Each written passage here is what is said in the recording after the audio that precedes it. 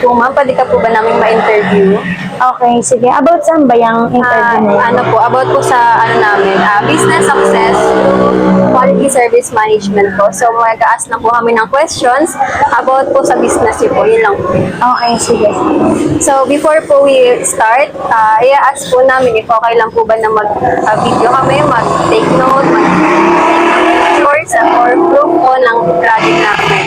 And para po yung mga questions po namin ay wala pong mali and wala rin pong tama na answer. Kumbaga, gusto lang po namin mag-gain po ng knowledge towards your experience po. So, i-assure ka po namin lahat po na information is only for our academic purposes lang po. So, start po ng ating questions is more on basic information pa lang po. Okay. Ano po ang pangalan po ng inyong negosyo po at kailan po nagsimula? Okay. Yung negosyo kasi, nag-start talaga ako sa damitan. So, ang name ng negosyo ko, HKP Boutique. As of now, nag-exist pa naman siya sa mall.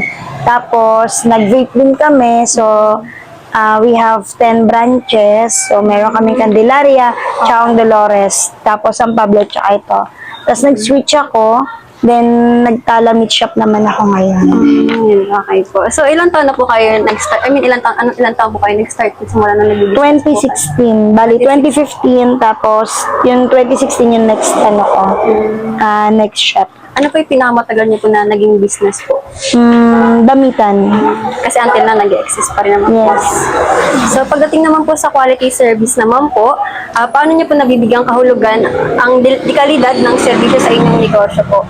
Yung quality service po ba ng negosyo niyo, paano po niyo na ipapakita? Siyempre, friendship dapat kami sa mga customer and then dapat maayos kami makipag-usap at saka sales talk. Yan, po. So, paano niyo naman po na-ensure na yung customer niyo po ay satisfied po sa mga products niyo po, mga ganun? Sinasabi namin kung nag-enjoy ba sila, na-satisfied ba sila, and then bumabalik naman sila kaya alam namin satisfied sila. Tapos nag-aakit pa sila ng ibang customer. Po. So, sa mga strategies naman po, what strategies do you use to maintain good customer service po? Kung ano yung mga estratehiya na ginagamit niyo po upang mapanatili ang magandang customer service po? Usually kasi strategy ginagawa namin. Minsan nagbibigay kami ng mga coupon or else minsan sinasabi namin na ayan may mga sale kami pero which is totoo naman talaga. So, paano naman po kayo nag-encourage para bumalik po yung mga customers sa stores niyo? Ayun, sinasabi namin na every day or every other day meron kaming bago. Siyempre, yun naman lagi ang gusto ng customer. Pag may bago, go. Tapos sa mga employees niyo naman po, ano po yung papel ng mga empleyado niyo po sa pagbibigay din po ng dekalidad sa inyong sa kanilang mga serbisyo po? Sa empleyado ko kasi, actually 30 kasi sila, kaya mahirap din silang hawakan isa-isa. So, ako, tumatayo ako as a owner, as empleyado rin, as a staff. Kaya pinapakita ko sa kanila kung paano ako gumalaw. Para alam nila na ganito yung galaw pala ng boss na dapat gayahin din natin. Yun lang yung Isang modelo din po para gayahin ka po. So, sa pagdating naman po sa pag-train, paano niyo po sinasanay po ang inyong mga staff po?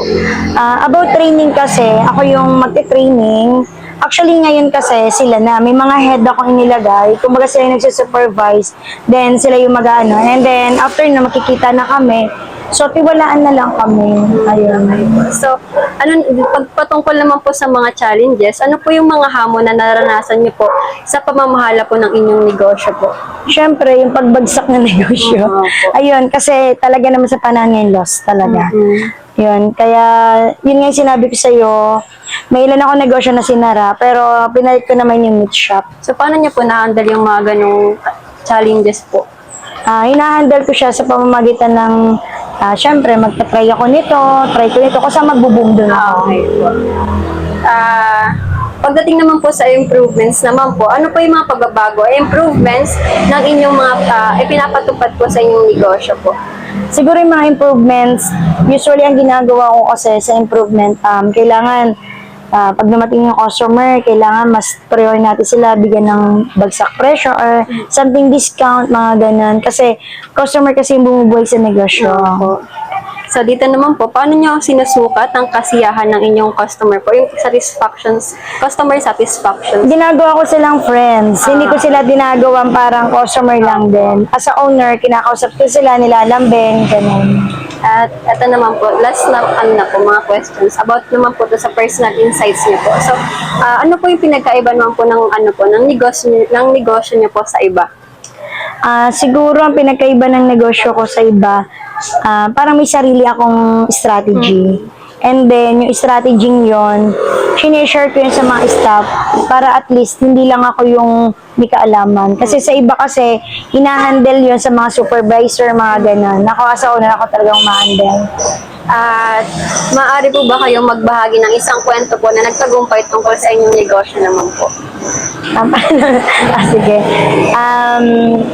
Siguro, masasabi ko lang, hindi rin naman totally talagang tagumpay. Kasi dumadating din naman tayo sa ups and down. So, dumating yung araw na lugin-lugi ako, na time na parang sumusuko na ako. Kasi sabi ko, parang wala na pag-asa. Halos lahat, parang bunot-bulis ako na. And then, syempre, yung mga tauhan ko, wala na sila nagiging sales. Pero, tuloy pa rin ako mag-paid na salary. Kasi trabaho nila yon, hindi naman nila problem kung nawawala ng sales.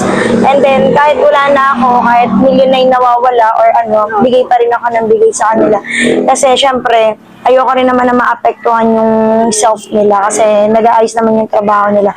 So, sa akin, ang ginagawa ko na lang, trying na lang ng ibang negosyo. Ganun talaga, nagbabawas ng tauhan.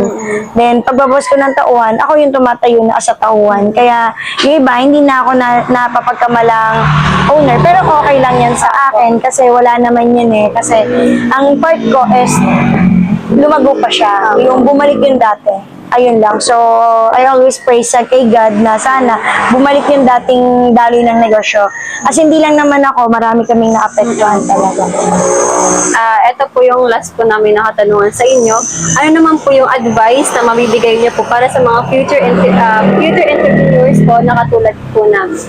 Ayun, ayun, sa mga ma-advise ko sa mga gusto or willing na magkaroon ng negosyo na ganito, try lang nila, huwag silang susuko. Basta ganun talaga, dumarating yung lugi. Sadyang haharapin mo yun. Wala naman negosyo na lagi kang nasa taas. Sadyang negosyo ay bumababa. Kaya akala ng iba, pag may negosyo ka, ayaman mo, ganyan-ganyan. Pero hindi nila alam kung paano mo siya galawin or paano mo siya paikutin. Basta think positive lang sa mga nagtatry magnegosyo. Ay lang may papayo ko. Kasi din po, share ko lang din po na once din po ako nag-try magnegosyo. Kaso yun po, lagi po sa nag-repeat. Kasi yun nga, minsan po lang din po sa kaalaman, lang din po sa guidance po ng parents. Ayun, nag-repeat po, pero until na-try ko tayo siya. Na rin po, ibang dito yung po. And that's all lang po. Yun lang po yung questions namin. And thank you so much po for your time and for sharing your experience with us. We've learned a lot from your insights po and and it will really help us in our studies po. Yun lang po. Thank you. Thank you po.